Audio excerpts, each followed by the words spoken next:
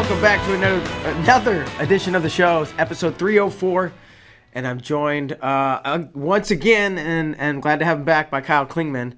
Kyle, you weren't here yesterday. You ditched me, but I guess you were probably traveling home from Dallas, from the women's nationals, bunch of divisions, tons of wrestling, females only on the mat. How was it? It's fantastic, man. I'm still buzzing from it. It's my first time going to it and followed it close last year. You were down there, and not down there, it's up for you, down for me, because I was flying from Iowa. But it's eye-opening how high level these girls are, and I am so excited about what the next generation of U.S. wrestling is, because it is strong, and we saw some of the best of the best. And look out, because we have some good wrestlers, some top talent coming on the scene. Yep. Yeah, I went last year, and I had been a few years before, maybe 2015 or 16, maybe. Was it still Body Bar? Yes, it was called Body Bar, right? It was in Dallas. I think it was in the same spot as it was last year. But even that was maybe a 5-6 year gap that I didn't go. The jump that I saw in that short of time, and like you said, the talent level of these young ladies and on up, but like the best of the older girls were always pretty good. And then, the depth has increased, and two, the skill level as you go down in age is like catching up to where the girls were, the top level girls were 6 years ago. So it's remarkable, and and the number of participants. What is it? And they're so mentally solid too. Just, the person that came to mind for me was Katie Gomez. Just when she steps on the mat, it is must-see TV, because she's going to give this huge effort, and she wants to get it over with. Like, she's looking for leg laces. She gets on top. She ain't messing around. And I love that. So it's not only are they getting better, but the product is so fun to watch. Yeah, absolutely. Storylines, kind of, what were some of the top storylines for you that you followed that maybe just kind of made themselves a story over the weekend? I think number one is Audrey Jimenez making 2 world teams. So she made the U20 team. So she won her best of 3 series, and then ran off the mat and had to go wrestle in the U17 as soon as she won that second of her best of 3 series, ran off to make the cadet at a kilo lower. And you just see that, and you think of the mental fortitude again it takes to get up for those matches, to make a team and then run off and make a U17 team. Audrey Jimenez, man, and we saw who's number one. She is legit. So another one of those that you're going to want to make sure you keep your eye on, because she's really good. She's special. Yeah. Well, remember what weights I know she's smaller. Yeah. I'll pull it up here because I want to make sure I get it right. I know for sure. Let's see, U20, she was, 50 kilograms, and 49 for the U17. Okay. And did she were they close matches? Were they tech falls? Right? Are you looking at the bracket? She dominated. Yeah, dominated throughout. Like there wasn't even anything close. And you think about the U20s, you're talking about that high school to college gap. So yeah. Sage Mortimer wrestles for King. She got third at national tournament this year, collegiate nationals, and she beat her 2 straight matches in dominating fashion. And so you're talking about a cadet level beating a college level and dominating. And it just shows you how good they're getting. And almost on that trajectory, I don't want to get ahead of things, but I wonder if, and it's still pretty early, but does Jimenez have her eyes on 2024? Right, 2 years away. What kind of gap can she make? But obviously, the senior level women is a whole another jump. But is the potential there to gain that much ground in that short of time? It's fun to think about. Yeah, it is. Maybe on the national team level, I don't see her closing the gap on Sarah Hildebrand at this point. I think she's got that locked, and especially when you just watch what she does, and when she gets on top, her leg lace is as good as anyone's I've seen. Adeline Gray, Sarah Hildebrand, They come to mind for just those lethal leg laces. But Could she be there like a Kylie Welker, like a Kennedy Blades at the Olympic trials? Absolutely. Would it be surprising if she pushed her way into the finals like those two did? It wouldn't surprise me at all. And so you don't want to put undue pressure on someone, but she certainly has the skill level to be there when it counts. Yeah, for sure. Any matches stick out? Any like, oh my God, it was this one or that one or this age level or somebody made a team or. Yeah, I mean, the one that sticks out for me of the tournament's Nyla Valencia. She's still in high school. She didn't even win California State Championship. Okay, so she doesn't even win California State. Doesn't make the U20 team. Gets beat early in the tournament. Hops in the U23 bracket, and then has this amazing run. And watching her, it looked like she just clicked. It was almost like, hey, something turned the corner for her, and she became a different wrestler during the U23 bracket. Of course, she signed with Iowa, so she's part of that Clarissa Chun recruiting class, and she ran her way through. We're going to watch a match here with Emily Shilson. Emily Shilson, a 3-time age-level world champion, beat her in the semis, and then she beat a 2-time collegiate national champion, and Nina Pham of Wayland Baptist, who made the U.S. Open finals just a week earlier. And she beat her in dominating fashion in straight matches. So I really think Nyla Valencia, she's another one that absolutely turned the corner. All right. You said we're going to watch this match? Yeah, if Tyler has it pulled up, we'll take a look. All right, sweet. Emily Shilson, she's a world champ. She's wrestling Nyla Valencia in the blue. So Shilson in the red, right? Yep, Shilson in the red and white, Valencia in the blue singlet. So this is the semifinals of the U23 tournament, which was on the final day. So this gets you to the best of 3 series. And I made a mistake during the broadcast. I knew this going in, but just because you won this tournament doesn't mean you made the U23 world team. There's some criteria. If you place in the top 3 and you're in U23 eligible at the world team trials coming up in Coralville, that person would actually make it. So Emily Shilson still could be on the U23 world team depending on what she does at the world team trials. Interesting. So, yeah, I erroneously said that the winners of the best of 3 were the representatives. You are a fraud, Kyle Klingman. I know. And I knew it earlier in the tournament, and then I forgot by the end of it. It's crazy. I tell you, man. So really not a whole lot here. I guess maybe you say Valencia's doing a good job of slowing her down because you would have thought, obviously Emily's the favorite coming in, and Emily likes to score. She does, and that's the thing about Emily Shilson is she's diverse in her offense, and she has a wicked low single and she has a headlock, and she's hit that on a lot of people, and she keeps the pace high. And there's been times you've seen Emily Shilson, she might give up a takedown early, but then not many people can hang with her pace, and that's what she's known for. And just being able to kind of weather the storm here for Nyla Valencia at the beginning, about halfway through the first period, it's pretty strong work. Yeah. So yeah, nothing. And where were you calling this match? Were you doing interviews? What were you doing at this point?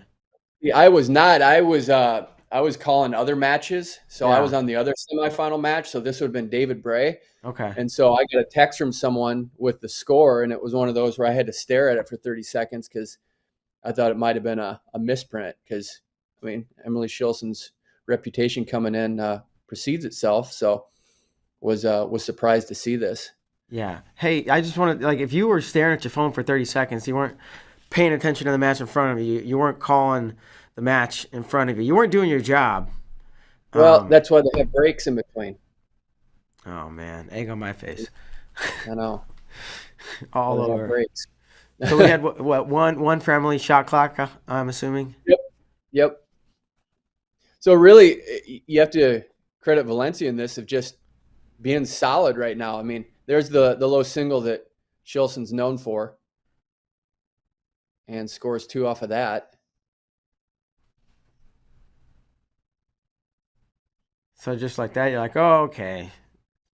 It was close. Emily gets a takedown at the end of the first. Now she's going to go on a roll. And you can scrub after the end of the period. You can scrub through if you want, Tyler. It's like a 30-second break. But that's what you would think, right? Emily's – here she goes. Yeah, you would never think you're going to come back on Emily Shilson. Really, that just doesn't happen. That's a heavy snap too. She drags off of that. She got snapped underneath, dragged right to the leg. That was a great transition. And Emily started that action, really. So all of a So yeah, sudden she's thinking, I'm back in this.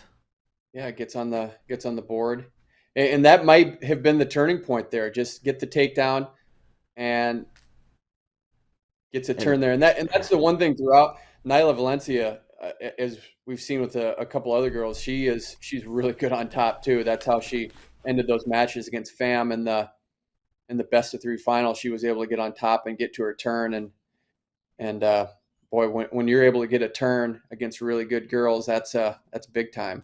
and she, it looked like her head was gonna snap off for a second. Yeah.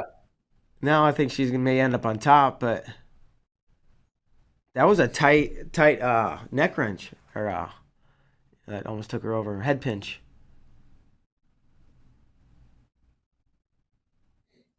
So big scoring sequence there by Valencia. And I even like that she's coming back so quick. You can tell she's not tired. She's ready to go. I mean, that body language speaks in this situation right now. Just has the presence of mind to get back and ready to wrestle.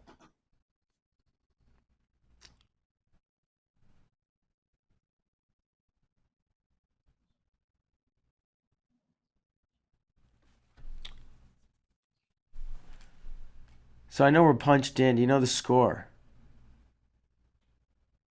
Not positive of the score. I think it's 3-5 blue. Here we go on another one. Well, not until she hits her knee, but and hit her knee. Fighting for her life here. That's impressive. Ooh. Dang. All of a sudden. Yeah, out 8-3 with under a minute, and with Emily Shilson, and she has the ability to come back. I mean, 5 points with 50 seconds to go. That's certainly doable. But again, look at this. You see Valencia right back on the center, ready to go. Low single.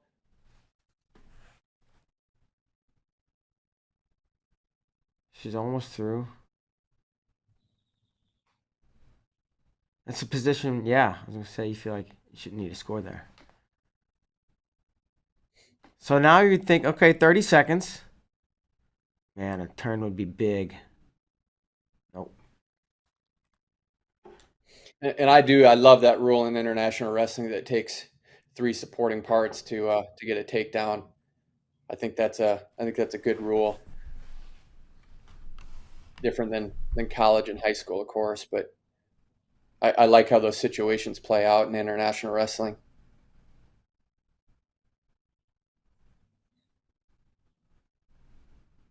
Wow. Not only a couple flurry, she kind of scored in bunches, which is great, but the defense throughout the whole match and the positioning and just a really strong showing for Valencia. Yeah, so that's a high schooler that didn't win her state championship this year. What place did she take? Second. Wow. So yeah, and then she didn't make the finals of the U20s, and here she is. She just keeps getting better, and again, it's paralleling to where women's wrestling is right now. They're just getting better at such a fast pace. And Terry Steiner made that comment, who's the national team coach for women at USA Wrestling.